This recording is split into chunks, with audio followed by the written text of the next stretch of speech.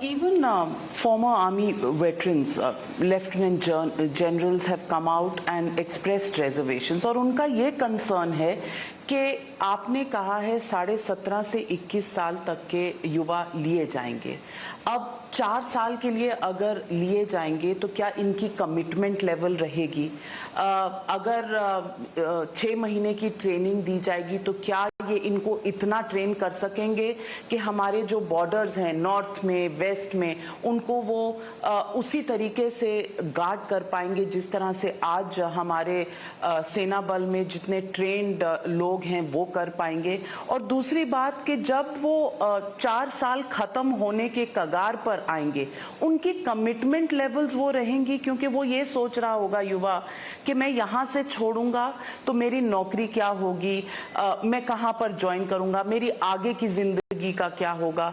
क्या ये commitment levels के साथ कॉम्प्रोमाइज नहीं होगा? तो इस प्रश्न में आपने 2-3 मुद्दे उठाए हैं। तो सबसे पहले मैं कमिटमेंट के बारे में बताना चाहूँगा। तो मेरे मन में इसके बारे में कोई आशंका नहीं है, because I feel the scheme is not only adequately incentivised but इसको बड़ा आकर्षक बना है सभी तरीके से। और ये क्यों कह रहा हूँ मैं? सबसे पहले आई थिंक युवाओं के लिए ये एक अच्छा मौका या अवसर है जो कि भारतीय सेना में आए और भारतीय सेना के जो भी हमारे मिलिट्री इथॉस वैल्यूज़ है, जैसे commitment, esprit de corps, camaraderie, इन सब को इम्बाइब करके आगे बढ़े। सेकेंडली, जहाँ तक फाइनेंशियल पैकेज का सवाल है, मैं समझता हूँ वो भी that is adequate as well as attractive. खास करके इसमें जो सेवा निधि पैकेज का प्रावधान है, that is a unique feature. Allowances जो एक जवान के लिए लागू है, ये इनके लिए भी लागू रहेंगे। और यदि रिस्क के तौर पर डेथ और डिसेबिलिटी बेनिफिट्स भी तकरीबन उसी बराबर अग्निवीर के लिए लागू रहेंगे। तो जहाँ तक कमिटमेंट का सवाल है, मुझे लगता है इसमें उतना प्रश्न नहीं है। खास करके फौज में you are aware in a infantry or in a army unit, the ethos is such that in a very short period of time, we are easily able to assimilate any new soldiers or new entrants or recruits that come into the system, and that is one of our characters which we take great pride in. So assimilation, I don't see will be an issue. You are also aware that we have very strict standards of training which we expect each soldier to achieve. And Agniveer के लिए ये कोई इसमें अलग हटके नहीं रहेगा, उनको उसी मापदंडों पर खरा उतरना पड़ेगा।